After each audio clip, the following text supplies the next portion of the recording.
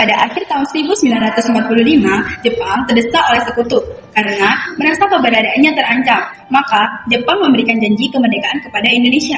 Sebagai tindak lanjut janji tersebut, maka dibentuklah BPUPKI atau Dokuritsu Junbai Sukai pada tanggal 1 Maret 1945 oleh Letnan Jenderal Kumakichi Harada yang bertujuan untuk mempelajari dan menyelidiki hal-hal penting yang berkaitan dengan pembentukan negara Indonesia merdeka. Dr. Rajiman Widyodiningrat dilantik sebagai ketua dan sebagai wakilnya adalah Ichibamase Yoshio dari Jepang dan Suroso dari Indonesia. BPUPKI pun mengadakan sidang pertama pada tanggal 29 Mei sampai 1 Juni 1945 dengan agenda merumuskan dasar negara Indonesia merdeka. Sidang pertama bertempat di gedung Chow Sangin atau Gedung Pancasila yang dihadiri oleh ketua dan wakil serta anggota BPUPKI yang berjumlah 67 orang.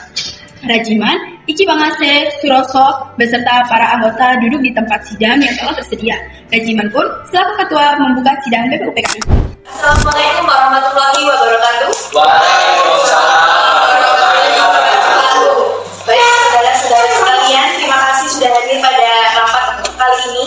Pertama-tama saya selaku ketua yang akan memimpin jalannya sidang pada hari ini, dan tentunya di samping saya ada wakil dari Jepang, dan di sebelahnya lagi adalah wakil dari Indonesia. Baik, saudara-saudara sekalian, kita berkumpul di sini dengan satu tujuan, yakni dalam rangka merumuskan sebuah landasan untuk mengkokohkan negara yang akan kita bangun bersama. Oleh karena itu, marilah kita buka sidang pertama ini dengan agenda membahas rumusan dasar negara. Selanjutnya, silakan saudara sekalian yang ingin menyumbangkan ide dan gagasan dalam rumusan dasar negara ini. Saya harap saudara-saudara sekalian ikut berpartisipasi menyampaikan gagasan untuk membangun negara ini. Saudara-saudara sekalian, saya ucapkan terima kasih telah memberikan kesempatan untuk menyampaikan pidato singkat ini. Saya ingin menyampaikan gagasan saya tentang dasar negara. Ada rumusan dasar negara yang saya usulkan, yaitu yang pertama, beri kebangsaan, yang kedua, beri kemanusiaan, yang ketiga, beri ketuhanan, yang keempat, beri kerakyatan, dan yang kelima, kesejahteraan rakyat. Mengapa saya mengatakan seperti ini? Itu karena fondasi dari dasar negara adalah bangsa, di mana bangsa kita peduli pada sesama yang mencerminkan sikap kemanusiaan.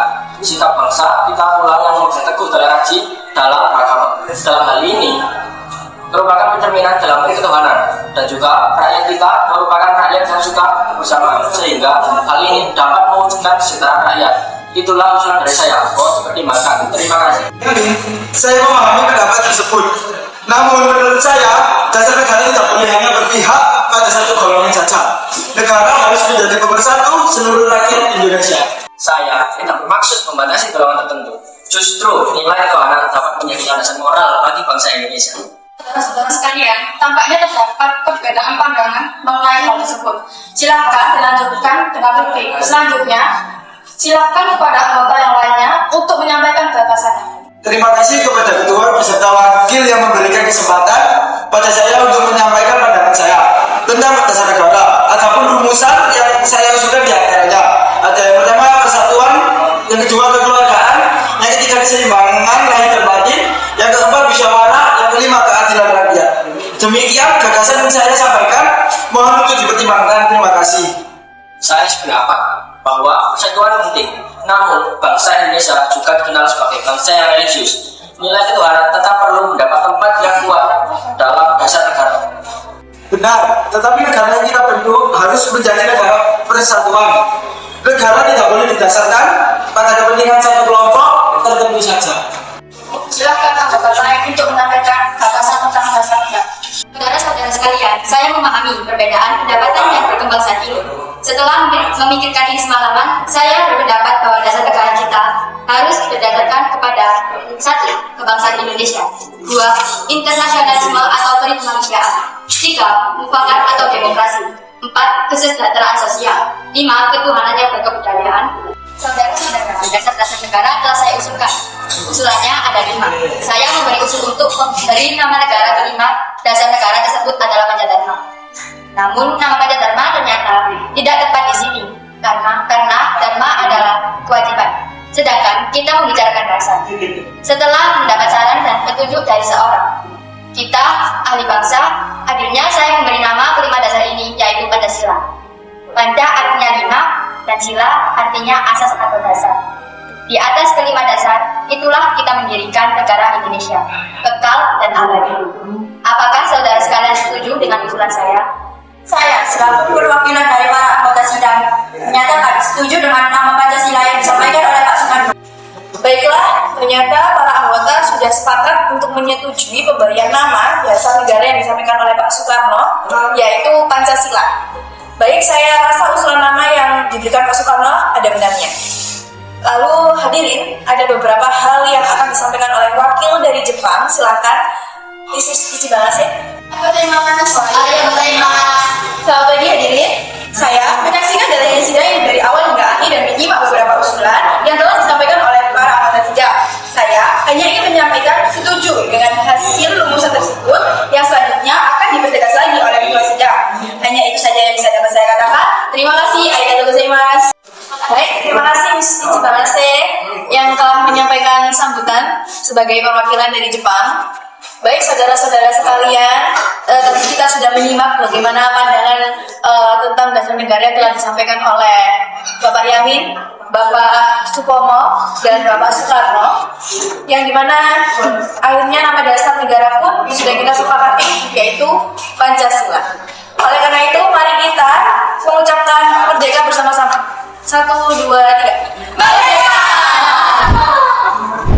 Sidang pertama BPUPKI pada tanggal 29 Mei sampai 1 Juni 1945 dengan agenda merumuskan dasar negara berakhir. Selanjutnya, dasar negara tersebut akan dibahas dalam sidang yang dilakukan oleh Panitia 9 dan dipimpin oleh Insinyur Soekarno. Panitia 9 menghasilkan sebuah rumusan dasar negara yang terdapat dalam pembukaan Piagam Jakarta. Setelah rapat, sidang pertama BPUPKI akhirnya pada tanggal 10 hingga 17 Juli 1945 dilaksanakan rapat sidang kedua BPUPKI. Sidang ini membahas rancangan Undang-Undang Dasar, rancangan bentuk negara, wilayah negara, kewarganegaraan, dan susunan pemerintah. Kini, para tokoh bangsa kembali berkumpul dengan semangat persatuan, tetapi dalam sidang tersebut terjadi perbedaan pendapat yang cukup serius. Namun, semua itu bertujuan mencari keputusan terbaik bagi masa depan Indonesia. Assalamualaikum warahmatullahi wabarakatuh. Waalaikumsalam warahmatullahi wabarakatuh. Selamat pagi saudara-saudaraku. Setelah kita membahas dasar negara pada sidang sebelumnya, yaitu sidang BPUPKI pertama, kini kita memasuki tahap yang lebih konkret, yakni jika Indonesia ingin benar-benar merdeka, maka negara ini harus memiliki suatu pegangan yang jelas. Oleh karena itu, sidang BPUPKI kedua hari ini saya nyatakan dibuka. Dan kita akan melanjutkan pembahasan mengenai rancangan Undang-Undang Dasar, bentuk negara, dan susunan pemerintahan. Saya harap semua anggota bisa menyampaikan pendapatnya dengan penuh tanggung jawab. Saya sependapat Ketua, Undang-Undang Dasar bukan hanya sekedar aturan tertulis. Ia adalah fondasi utama negara. Jika fondasi ini lemah, maka negara kita bangun juga akan mudah goyah. Karena itu, jika harus menyusunnya dengan hati-hati, tidak terburu-buru, tetapi juga tidak terlalu lama. Saya ingin menambahkan, kita juga tidak boleh membuat undang-undang dasar hanya dengan meniru negara orang lain. Indonesia memiliki kepribadian sendiri, sejarah sendiri, dan semangat perjuangan sendiri. Maka, Undang-Undang Dasar kita harus lahir dari jiwa bangsa Indonesia, bukan sekedar kumpulan pasal, tetapi cerminan dari siapa kita. Dengan Bung Karno, namun ada hal penting yang tidak boleh kita abaikan. Undang-Undang Dasar juga harus memberikan jaminan kepada rakyat. Rakyat harus tahu bahwa hak mereka dilindungi dan tidak akan diperlakukan semena-mena oleh kekuasaan. Tanpa itu, Undang-Undang Dasar bisa menjadi alat kekuasaan semata. Izinkan saya menyampaikan pandangan saya. Saya memandang negara sebagai suatu kesatuan yang utuh. Dalam konsep ini, tidak ada pemisah antara kepentingan individu dan negara. Negara adalah perwujudan seluruh rakyat. Oleh karena itu, menurut saya, Undang-Undang Dasar tidak perlu terlalu menonjolkan hak individu secara terpisah. Karena pada dasarnya, kepentingan rakyat sudah menyatu dalam negara. Saya memahami pandangan saudara Supomo, namun saya ingin bertanya, jika hak-hak rakyat tidak dituliskan secara jelas dalam Undang-Undang Dasar, Bagaimana kita memastikan bahwa kekuasaan tidak akan disalahgunakan? Bukankah justru disitulah pentingnya aturan yang tegas? Dalam sistem yang saya maksud, tidak ada pertentangan antara negara dan rakyat. Negara bertindak untuk kepentingan bersama, bukan untuk kepentingan golongan tertentu. Itu memang ideal, namun dalam kenyataan kita harus mempertimbangkan kemungkinan terburuk. Kekuasaan yang tidak dibatasi bisa menjadi berbahaya. Karena itu, menurut saya, Undang-Undang Dasar harus memuat batas kekuasaan, pembagian wewenang, dan jaminan hak rakyat. Saya sependapat dengan Saudara Hatta. Undang-Undang Dasar harus menjadi pelindung bagi rakyat, bukan hanya pedoman bagi pemerintah. Jika rakyat tidak dilindungi, maka tujuan negara bisa melenceng. Saudara-saudara, saya melihat kita sebenarnya tidak saling bertentangan secara mendasar. Kita semua menginginkan negara yang kuat, tetapi juga rakyat yang terlindungi. Perbedaannya hanya pada cara kita memandang. Karena itu, saya rasa yang kita butuhkan adalah keseimbangan. Tenang, kita harus menemukan titik tengah. Tidak terlalu menekankan individu hingga melemahkan negara, tetapi juga tidak mengabaikan hak rakyat. Baik, saya juga setuju.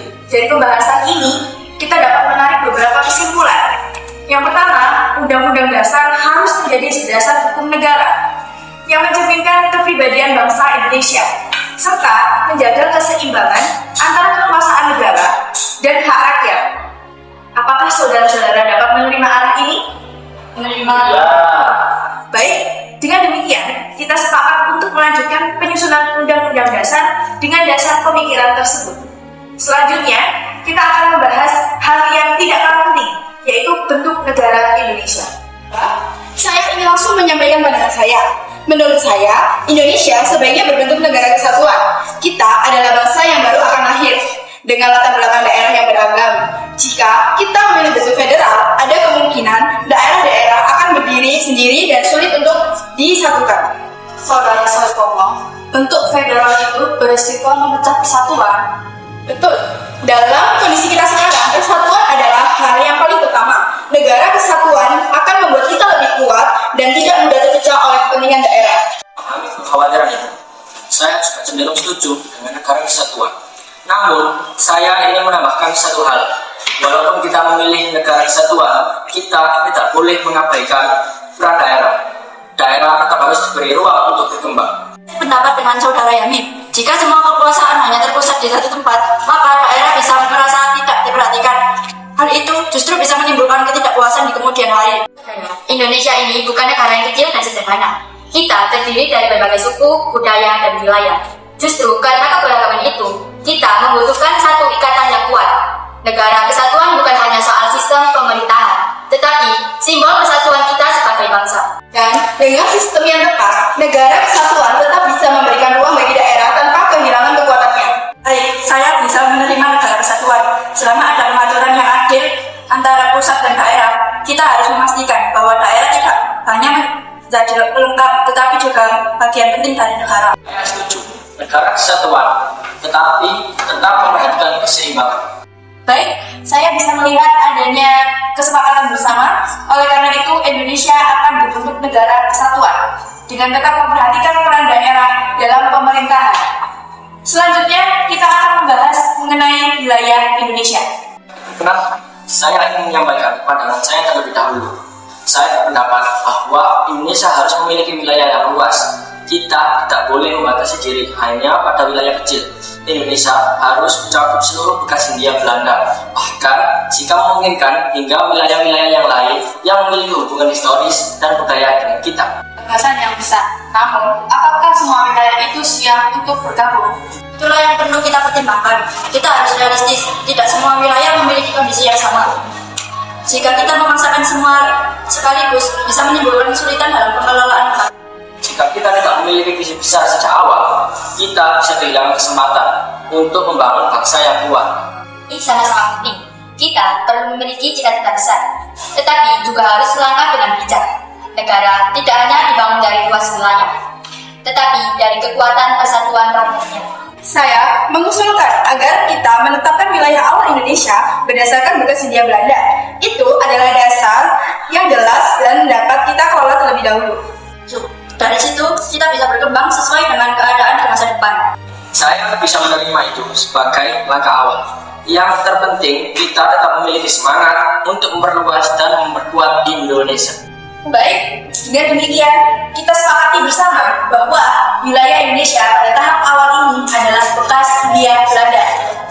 Saudara-saudara, sebelum kita mengakhiri pembahasan hari ini, masih ada satu hal penting yang perlu kita bicarakan bersama, yaitu mengenai susunan pemerintahan negara Indonesia. Setuju Ketua, setelah kita menentukan dasar negara, bentuk negara, wilayah dan keluarga negaraan, maka susunan pemerintahan menjadi langkah berikutnya yang sangat penting. Kita harus menentukan bagaimana negara ini akan dijalankan secara konkret.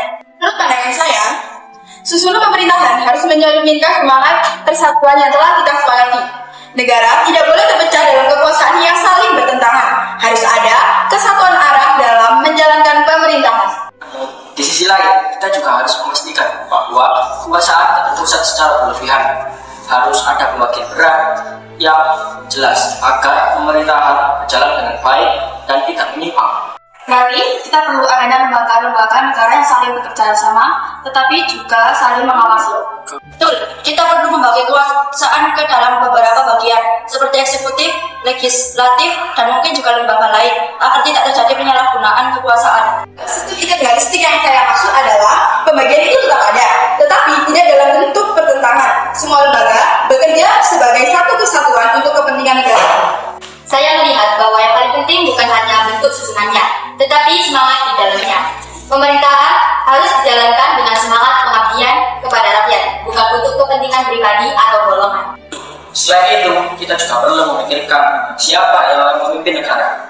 Apakah kita akan memilih seorang kepala negara? Bagaimana cara pemilihannya? Penting, kepala negara harus memiliki legitimasi yang kuat dan mampu mewakili seluruh pihak Indonesia.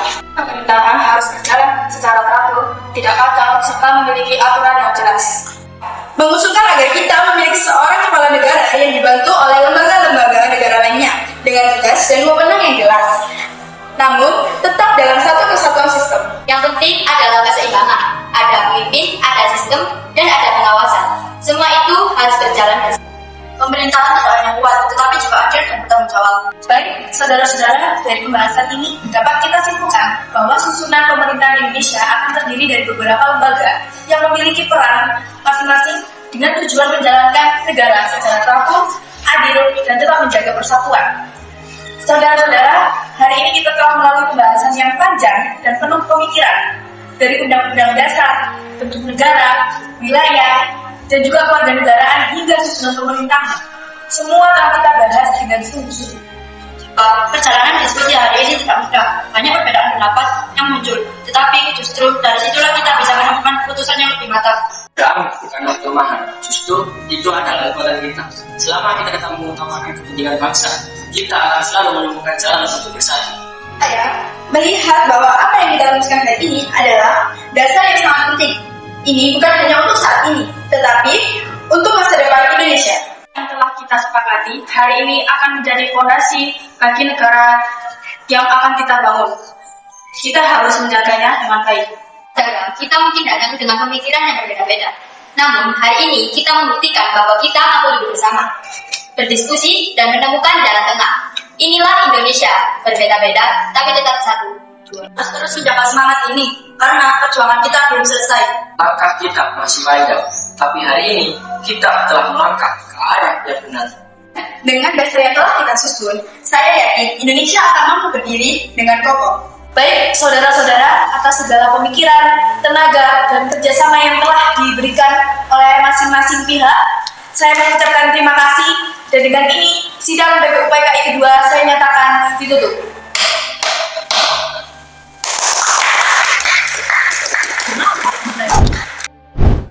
Dari pertemuan yang penuh perbedaan, lahirlah kesepakatan dari perbedaan. Munculnya persatuan, sidang BPUPKI kedua menjadi langkah penting dalam perjalanan bangsa Indonesia. Undang-undang dasar mulai dirancang, bentuk negara ditentukan, wilayah disepakati, dan arah pemerintah mulai dibentuk. Semua itu menjadi fondasi bagi Indonesia yang merdeka. Dari ruang sederhana itu, semua bangsa besar mulai berdiri.